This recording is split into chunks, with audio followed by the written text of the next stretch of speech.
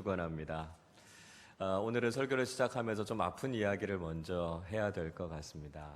설교하면서 늘 좋은 이야기들만 들을 수는 없죠. 때로는 우리가 잘 하지 못하는 부분들이 있어서 좀 가슴 아픈 이야기들을 나누기도 해야 될 것 같다는 생각이 듭니다. 그러나 중요한 것은 우리가 지금 어떤 현실 속에 있는가 하는 현실을 바르게 직시할 때 고쳐야 할 것들을 고칠 수 있고요. 바로잡을 것들을 바로잡게 되고 우리의 신앙이 또 우리의 공동체가 건강하고 성숙한 믿음의 공동체가 될 수 있지 않을까 생각하게 됩니다. 한 교회의 사례를 들어서 제가 오늘 말씀을 시작하려고 합니다. 이 교회는 아주 번화한 항구 도시의 중심에 있는 K라는 교회입니다. 이 교회가 처음에 개척될 당시에 많은 사람들에게 굉장히 큰 관심을 끌었습니다. 사실 항구 지역에서 교회가 부흥되기가 그렇게 쉽지 않은데요. 이 교회는 아주 유능한 담임 목사님에 의해서 교회가 아주 폭발적으로 성장한 교회였습니다. 그래서 개척한 지 얼마 지나지 않았는데 수백 명이 모일 정도로 아주 빠르게 성장한 교회였습니다. 이 교회를 개척하신 목사님이 은퇴하실 때쯤이 됐을 때는 이미 출석하는 성도들이 2,000명이 넘을 정도의 중대형 교회가 됐습니다. 목사님이 은퇴하시고 이제 새로운 목사님을 청빙하고 난 이후에 조금씩 교회에서 문제가 나타나기 시작했습니다. 그것은 은퇴하신 목사님을 따르는 사람들과 또 새로 오신 목사님을 추종하는 사람들 사이에 패가 갈려지게 됐습니다. 그래서 서로 패가 나뉘어져서 세력 다툼을 하는 그런 모습들을 보이게 된 것이죠. 이 문제만 있어도 굉장히 어려웠을 텐데 교회 안에서 유력한 장로님 두 분이 서로 의견이 달라서 당회 안에서도 또 때로는 교회 밖에서도 자주 부딪히는 모습들을 보이셨습니다. 이렇게 교회의 지도자들이 서로 나뉘어지고 분열이 되다 보니까 성도들도 역시 어느 분이 옳다, 어느 분이 그르다라고 하면서 나뉘어지기 시작했습니다. 결정적인 문제는 한 재직회 때 일어나게 됐습니다. 이렇게 서로 사분 오열되어져 있었던 성도들이 서로를 가리켜서 비난하다 보니까 교회의 재정이 투명하게 집행되지 않는 걸 문제 삼기 시작했습니다. 그래서 누가 잘했다, 누가 잘못했다 이런 이야기를 하다 보니까 결국은 불미스러운 일들이 일어나게 됐습니다. 그래서 몸싸움이 있게 됐고요. 그 과정 중에 다치는 사람들이 있었습니다. 교회 기물도 파손이 됐죠. 교회 안에서 일어난 문제니까 교회 안에서 해결해야 되지 않느냐 이렇게 이야기하는 사람들이 있었지만 다친 사람들이 세상의 법정에 고소하면서 이 문제가 세상의 재판 앞에 서게 되는 그런 상황이 되고 말았습니다. 또 한 가지 이 교회가 경험하고 있었던 문제는 말씀드리기 좀 죄송한 이야기입니다만 불륜 사건이 있었습니다. 가정에 있는 한 남자 집사님이 싱글인 자매와 부적절한 관계 속에 있었던 것이 다른 교인에 의해서 드러나게 된 것이죠. 그래서 이 문제를 어떻게 처리해야 될 것인가 교회 안에 대책위원회가 세워지게 됐고 당회에서도 7이 문제를 가지고 오랜 동안 고심하고 있었습니다. 그런 과정 중에 또 한 가지 문제가 일어나게 됐는데요. 이번에는 고등부 수련회에서 문제가 일어나게 됐습니다. 고등부 수련회에 가 있는 동안에 고등학생들 6명이 밤에 몰래 수련회 장소를 빠져나와서 음주를 하다가 교역자와 총무 집사님에게 걸렸습니다. 그래서 큰 시험거리가 된 거죠. 은혜를 받기 위해서 수련회에 왔는데 이런 일들 때문에 수련회가 더 이상 어려워지게 됐고요. 교육부가 굉장히 큰 고심 가운데 빠지게 됐습니다.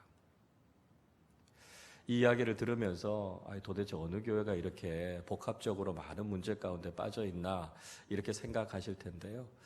좀 위험하긴 합니다만 제가 그 교회의 실명을 공개하도록 하겠습니다. 제가 말씀드린 이 K교회라고 하는 교회는요, 바로 고린도 교회였습니다. 이 고린도 교회, 고린도 전서 속에 나와 있는 이 고린도 교회가 가지고 있었던 문제들을 제가 좀 현대적으로 각색해서 여러분에게 들려드린 내용입니다. 너무 긴장하고 들으신 것 같습니다. 이 고린도 교회는요, 당시에 아가야 지역에 아주 유명한 항구 도시였던 고린도라고 하는 지역에 위치하고 있었던 그 교회였습니다. 고린도전서 1장의 말씀을 읽어보면 고린도 교회 안에 분파가 생겼다 이렇게 이야기하고 있습니다. 그래서 어떤 사람들은 바울파, 어떤 사람들은 아볼로파, 어떤 사람들은 게바파, 베드로를 이야기하죠.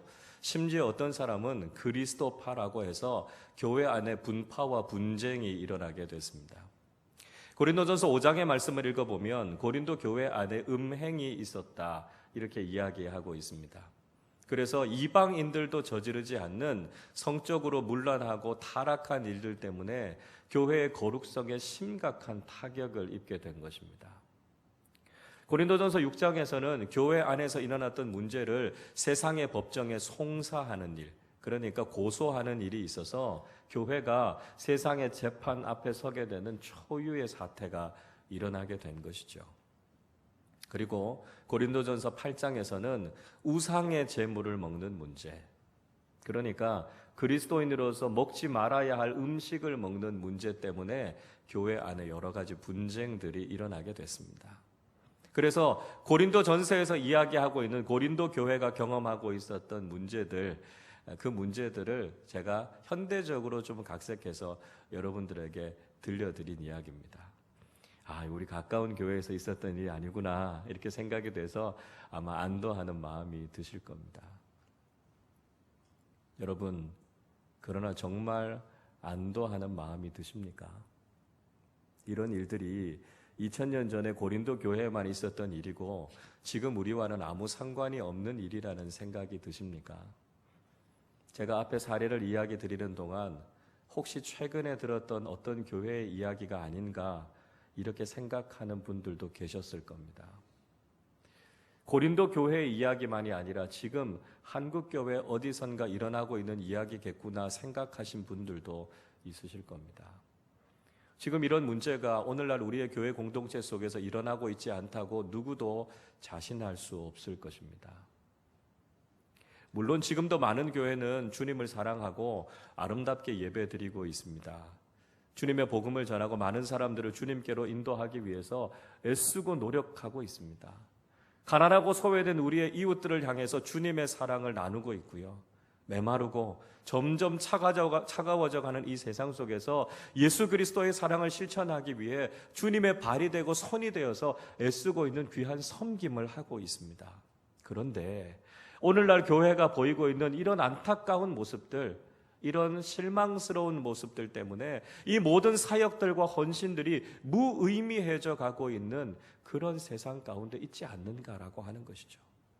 우리가 힘을 다해서 복음을 전하지만 사람들은 차가운 눈빛으로 너나 잘하세요, 이런 마음을 가지고 혹시 복음에 대해서 거부해버리고 있는 것은 아닌가 하는 것입니다.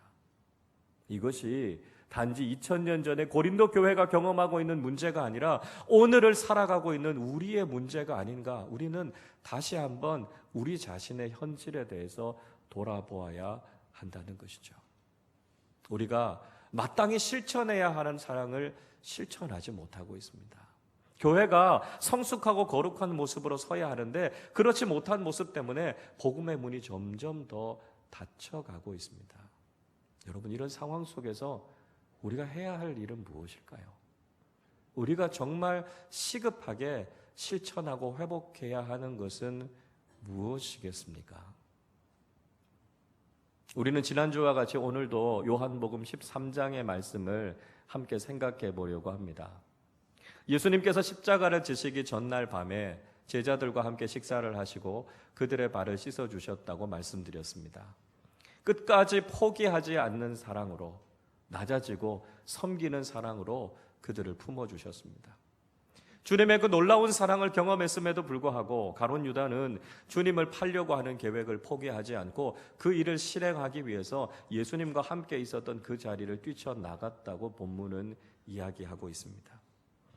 그렇게 가룟 유다가 나가고 난 이후에 예수님께서 제자들에게 아주 중요한 말씀을 하고 계십니다. 오늘 본문 31절 말씀 우리 같이 한번 읽어보겠습니다.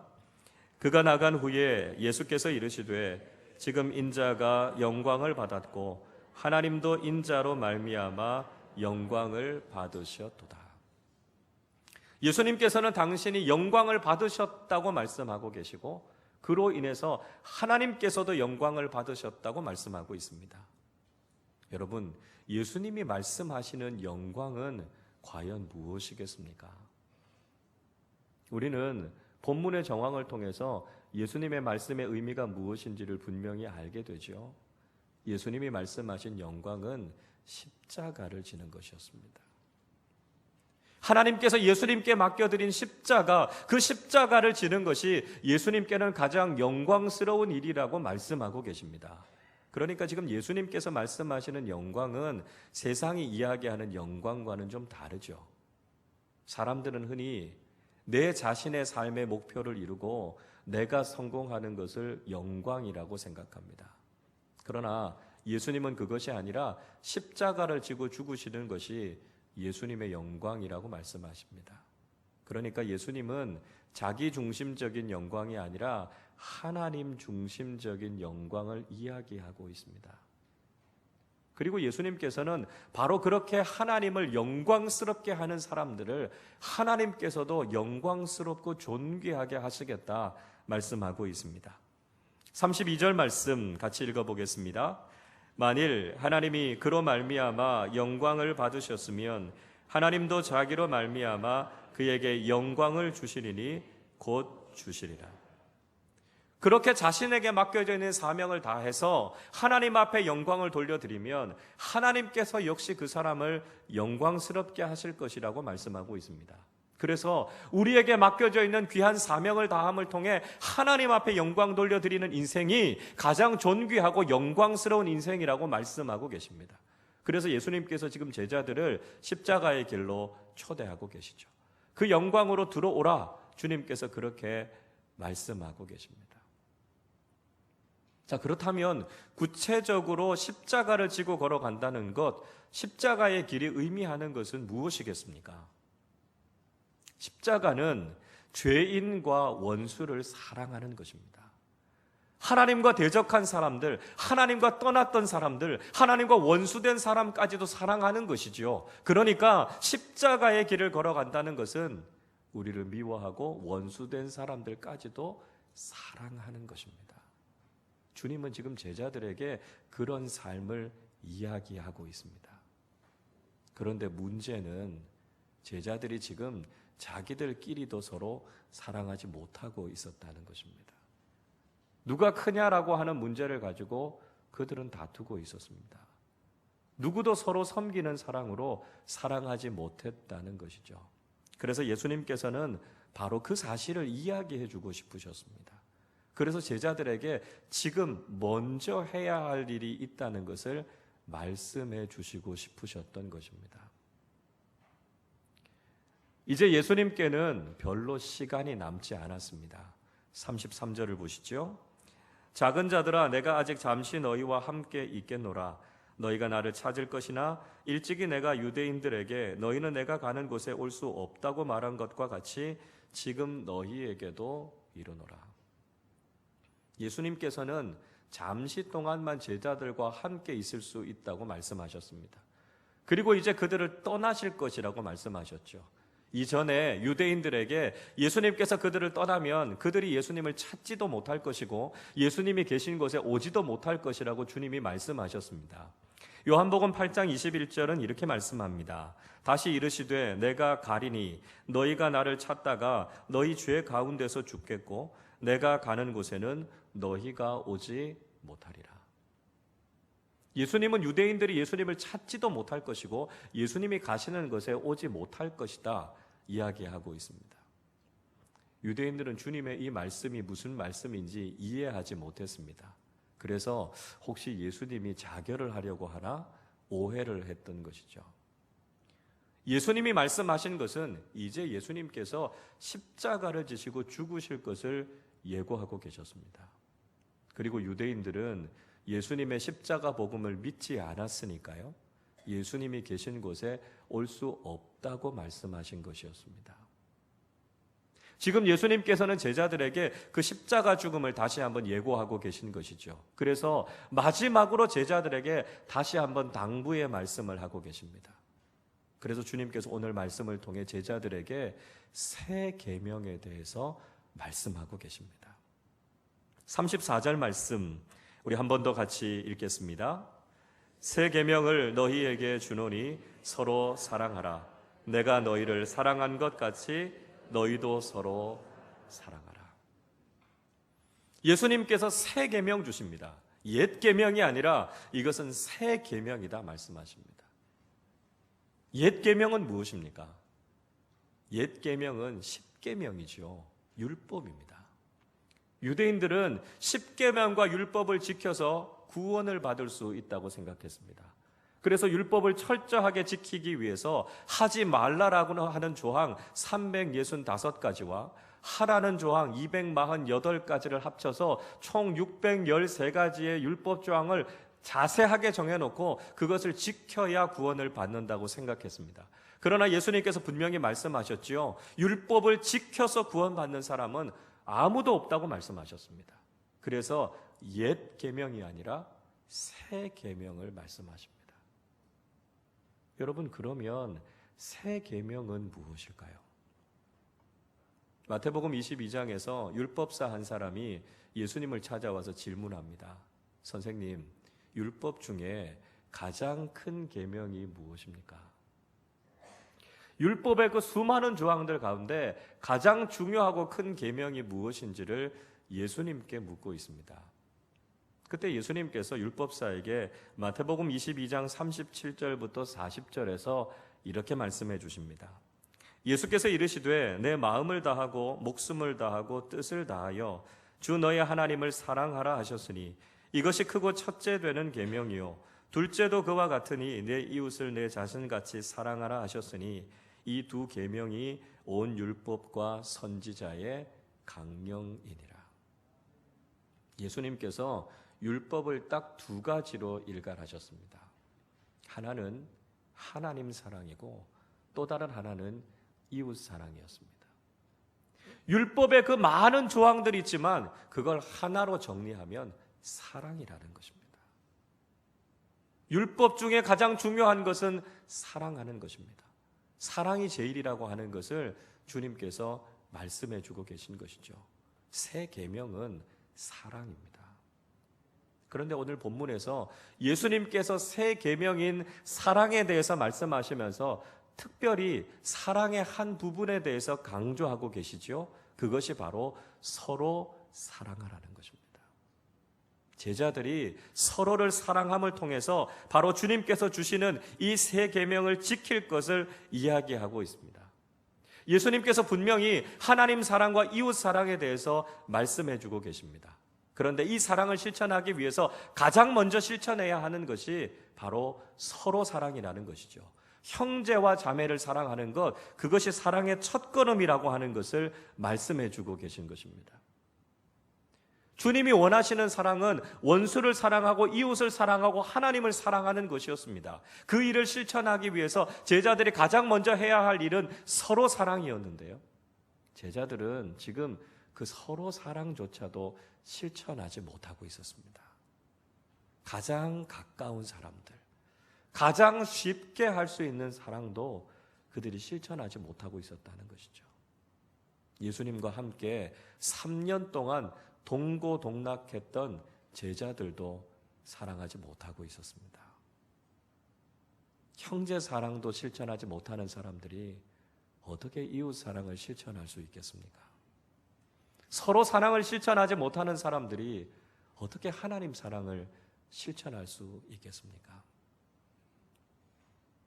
여러분, 우리가 공부를 할 때나 운동을 배울 때 있어서 중요한 것은 기본기가 탄탄해야 된다는 것입니다. 기본이 잘 돼 있어야 심화학습도 할 수 있는 것이고요. 어려운 응용 기술들도 배울 수 있는 것입니다.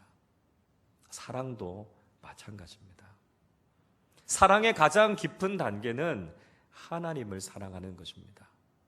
왜냐하면 하나님은 우리와 전혀 다르신 분이니까요. 하나님은 우리와 너무 멀리 계신 분이시기 때문입니다.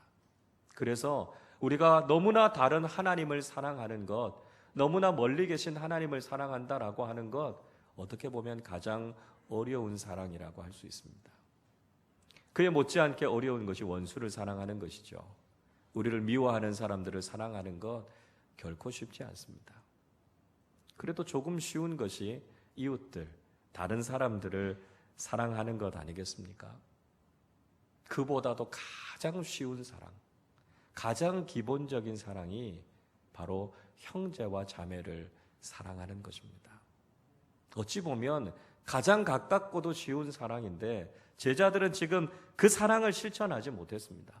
제자 공동체 안에서도 그 사랑을 실천하지 못했다는 것이죠. 그래서 예수님께서는 먼저 하나님을 사랑하고 이웃과 원수를 사랑하기 전에 제자 공동체 안에서 서로 사랑을 실천하라고 하신 것입니다. 사랑의 기본기를 다지라고 지금 말씀하고 계신 것이죠. 여러분, 우리는 어떻습니까? 우리는 이 사랑의 기본이 되는 서로 사랑을 실천하면서 살아가고 계십니까? 사도 바울은 데살로니가전서 4장 9절에서 이렇게 이야기하고 있습니다.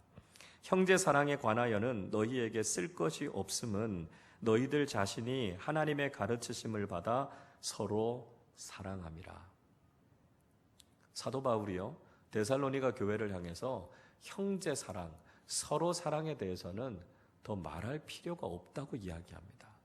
왜냐하면 그것은 당연한 사랑이었고요, 데살로니가 교회가 당연한 사랑을 실천하고 있었기 때문입니다. 그러나 오늘날 우리의 문제는 당연한 것을 당연하게 실천하지 못하고 있다는 것이 문제라는 것이죠. 우리는 우리가 살아가는 사회를 가리켜서 중병에 걸렸다고 이야기합니다. 왜 그렇습니까? 당연한 것이 당연하게 받아들여지지 않기 때문에 그렇습니다. 부모가 자녀를 사랑하는 것이 당연한데 부모가 자녀를 버리기도 하고 부모가 자녀를 사랑하지 않고 책임지지 않는 일들이 우리 사회 속에서 일어나고 있기 때문입니다. 자녀들이 부모님을 섬기고 공경하는 것이 당연한데 그 당연한 일들을 하지 않고 있는 사람들이 늘어가기 때문입니다. 형제와 자매가 사랑 안에서 화목하고 우애하는 것이 당연한데 돈 때문에 원수져 있는 사람들이 있기 때문입니다. 여러분, 우리가 세상만 탓할 이유가 없지 않습니까? 우리의 모습은 어떻습니까? 당연히 사랑하고 축복해야 하는 믿음의 공동체 안에서도 때로는 미워하고 다투고 있지 않습니까? 가장 가까운 사람들에게 우리가 기꺼이 사랑을 나누면서 살아야 할 텐데 우리는 서로 비교하고 경쟁하는 모습으로 살아가고 있지 않습니까? 마땅히 실천해야 하는 서로 사랑을 실천하고 있지 못한 우리를 향해 주님께서는 사랑의 기본을 다시 다지라고 말씀합니다. 우리에게 사랑하라고 보내주신 형제 자매, 믿음의 공동체 안에서 서로 사랑을 실천하는 것이 사랑의 첫 발걸음이라는 것을 우리에게 말씀하고 계신 것이죠. 여러분, 우리는 서로 사랑을 마땅히 실천하는 사람들이 되어야 합니다. 우리가 이렇게 서로 사랑을 마땅히 실천하게 될 때 세상 사람들은 우리를 향해서 어떻게 평가하게 될까요? 오늘 본문 35절 말씀 우리 함께 읽겠습니다. 너희가 서로 사랑하면 이로써 모든 사람이 너희가 내 제자인 줄 알리라. 예수님께서는 제자들이 서로 사랑하면 그들이 예수님의 제자인 것을 알게 될 것이라고 이야기합니다. 예수님의 제자들은 예수님을 닮는 사람들이죠. 주님께서 베풀어 주신 그 사랑을 배우고 그 사랑을 닮아가는 사람입니다. 그리고 1차적으로 믿음의 공동체 안에서 형제와 자매들을 서로 사랑하는 것으로 실천하는 것이죠. 많은 사람들이 그 모습을 보면 정말 저 사람들이 예수를 믿는 사람들이구나, 저 사람들이 정말 예수님의 제자이구나 하는 것을 알게 된다는 것이죠. 우리가 믿음의 공동체 안에서 서로 사랑을 실천하지 못한다면 우리의 믿음도 예수님의 제자 되는 삶도 아무런 의미가 없어진다는 것입니다. 인도의 지도자였던 마하트마 간디는 비록 그리스도인은 아니었지만 예수님의 사상과 교훈에 대해서 깊이 심취해 있었던 사람이었습니다. 그는 우리 그리스도인들을 향해서 아주 중요한 이야기 한마디를 하지 않았습니까? 나는 예수는 좋아한다. 그러나 그리스도인은 좋아하지 않는다. 왜냐하면 그들은 예수를 닮지 않았기 때문이다. 참 뼈아픈 이야기지만 우리가 새겨들어야 할 이야기입니다. 세상 속에서 왜 교회가 점점 힘을 잃어가고 있습니까? 교회가 세상을 향한 선한 영향력을 왜 자꾸 잃어가고 있습니까? 예수님께 문제가 있기 때문입니까? 복음이 진리가 아니기 때문입니까? 아니지 않습니까? 문제는 바로 그리스도인인 우리에게 있습니다. 주님의 말씀에 순종하지 않았기 때문입니다. 복음을 우리의 삶으로 실천하지 않았기 때문입니다. 마땅히 해야 할 형제와 자매를 사랑하는 그 일을 실천하지 않았기 때문입니다. 그래서 우리가 예수 그리스도의 제자다운 모습을 보이지 못했기 때문에 복음의 영향력은 점점 희미해져 가고 있습니다. 우리가 세상을 향해서 사랑합시다 라고 이야기하면 세상은 오히려 우리를 향해서 성도들끼리나 싸우지 말고 지내세요 이야기합니다. 우리가 서로 사랑을 실천하지 못한다면 이웃을 사랑한다는 우리의 말도, 원수 사랑까지도 결단한다는 우리의 다짐도, 보이지 않는 하나님을 사랑한다는 그 말도 모두 다 거짓이 되고 만다는 것이죠. 서로 사랑도 실천하지 못하는 우리가 더 큰 사랑을 이야기하는 것 위선적일 수밖에 없다는 것입니다. 그래서 주님께서는 우리에게 가장 먼저 서로 사랑을 실천하라고 말씀하십니다. 때로 예수님께서는 오해가 될 것 같은 말씀을 하시면서까지 형제와 자매를 사랑하는 것이 얼마나 중요한지를 말씀하십니다. 마태복음 5장 23절 24절은 이렇게 말씀합니다.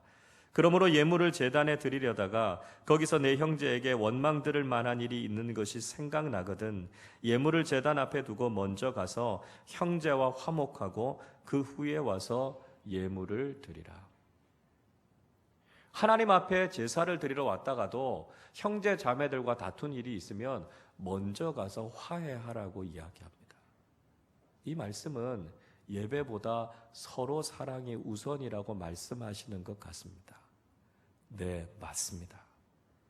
형식적인 예배보다 우리의 삶을 통해 사랑을 실천하는 일이 더 중요하다는 것을 말씀하고 계십니다. 물론 이 말씀은 예배를 소홀히 여겨도 된다는 말씀이 아니죠. 우리가 형식적으로 나와서 드리는 예배보다 우리의 삶을 통해 사랑을 실천하며 살아가는 것이 하나님께서 기뻐 받으시는 참된 예배라고 하는 것을 말씀하고 있습니다. 서로 사랑을 실천하지 않는 우리가 형식적으로 겉모습만 그리스도인처럼 살아간다고 해서 그것이 진정한 신앙이 아니라는 것이죠. 우리의 삶 속에서 마땅히 실천해야 할 사랑을 실천하며 살아가는 사람들이 진정한 그리스도인임을 말씀하고 계십니다. 여러분, 우리는 사랑의 기본기가 탄탄하십니까? 우리는 우리의 삶 속에서 서로 사랑을 실천하고 있으십니까? 내 옆자리에 있는 교우들, 내 옆에 가장 가까이 있는 사람들을 먼저 사랑하는 사람들이 되십시오. 비교의 대상, 질투의 대상, 경쟁의 대상이 아니라 나처럼 아끼며 사랑해야 될 사람들은 멀리 있지 않습니다. 우리 공동체 안에서 함께 신앙생활하는 우리 서로를 사랑할 수 있을 때 우리는 예수 그리스도의 제자로서의 삶을 살아가게 된다는 것이죠. 우리가 자주 부르는 찬양 중에 이런 찬양의 가사가 있습니다. 사랑의 나눔 있는 곳에 하나님께서 계시도다. 형제와 자매가 함께 사랑하고 우리가 서로 사랑을 나누는 바로 그곳에 하나님께서 임재하신다는 것이고요. 하나님의 사랑이 풍성해진다고 말씀하고 있습니다. 가장 기본이 되는 사랑, 가장 쉬운 사랑, 우리의 삶 속에서, 우리의 공동체 속에서 서로 사랑을 실천하는 우리 모두가 되실 수 있기를 바랍니다. 주님께서 오늘 우리에게 말씀하시는 주님의 새 계명에 충실한 삶을 살아가실 수 있기를 바랍니다. 마땅히 실천해야 하는 서로 사랑을 실천함을 통해서 주님의 제자다운 삶을 살아가고 우리의 삶 속에 풍성하게 임하는 하나님의 임재하심과 사랑을 경험하는 우리 모두가 되시기를 주님의 이름으로 축원합니다. 기도하겠습니다. 하나님 아버지 감사합니다. 죄악 가운데서 우리를 구원하여 주시고 우리를 한 형제 자매 삼아 주셔서 믿음의 공동체 안에서 사랑하며 살게 하시니 감사합니다. 하나님, 그러나 우리가 마땅히 사랑해야 할 형제와 자매들을 사랑하지 못하고 그들을 주님의 사랑으로 품지 못했음을 용서하여 주시옵소서. 우리가 서로 사랑도 실천하지 못하면서 이웃사랑, 원수사랑, 하나님을 사랑한다고 했던 우리의 어리석은 모습을 주님 긍휼히 여겨 주시옵소서. 이제 하나님께서 사랑하라고 가장 가까이에 보내주신 우리의 가족들, 우리의 공동체와 형제 자매들을 진심으로 사랑하게 하여 주셔서 그 사랑이 확대되어져서 이웃과 세상과 하나님을 사랑하며 살아가는 예수 그리스도의 제자들이 되게 하여 주시옵소서.